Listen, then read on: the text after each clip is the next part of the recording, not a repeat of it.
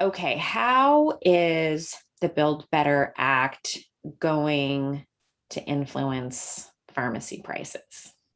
Yeah, so this has gotten a lot of news lately. So the one of the things that they're trying to do is have Medicare be able to negotiate for pharmacy prices. And essentially, what they're doing in the bill is saying that Medicare can tie some of their payments for certain drugs to an international standard, and then also be able to limit the price increases on those drugs for how much Medicare is going to pay. So essentially, Medicare pays less for drugs. There's a provision in there that says that whatever Medicare pays for this list of drugs, that private plans, so employer sponsored plans, would be able to take advantage of those same prices. So presumably lower the cost. The challenge here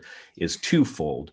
One, there are several lawmakers Democratic lawmakers, who do not want to see those drug pricing programs come into place. Even one of them voted against it in committee, essentially killing the provision in the current draft that we've got. It might get added back in, but the piece that probably won't get added back in is the piece that would allow employers to take advantage of those Medicare rates.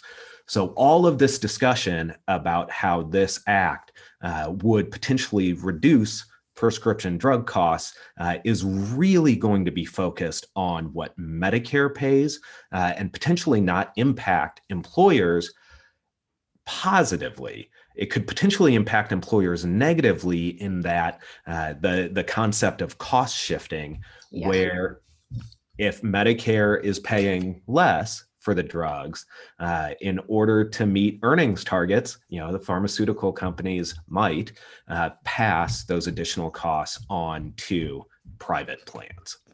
So, what wasn't there to like about this part of the act from the lawmaker's standpoint who voted against it?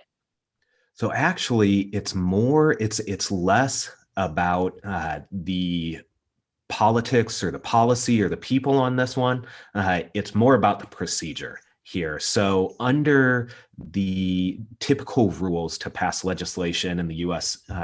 Senate, you've got to have at least 60 votes for most legislation. There's a special rule that allows you to pass legislation with 51 votes.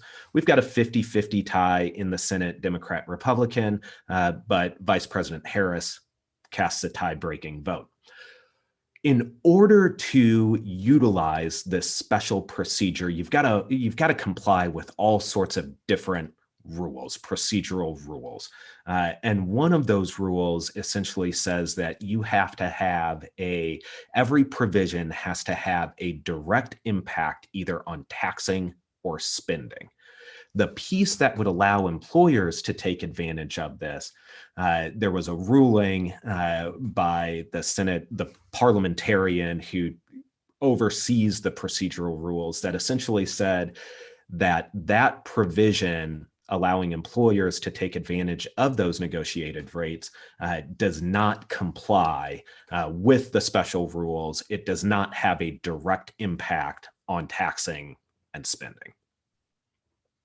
All right. So a little loophole, which well, from the employer perspective, I can certainly, I was excited there for a minute because I did think, wow, there's really perhaps here an opportunity for employers to see some relief in pharmacy pricing, because we definitely, it's, the biggest area that we see increasing that concerns stop loss carriers and, us and everyone in between.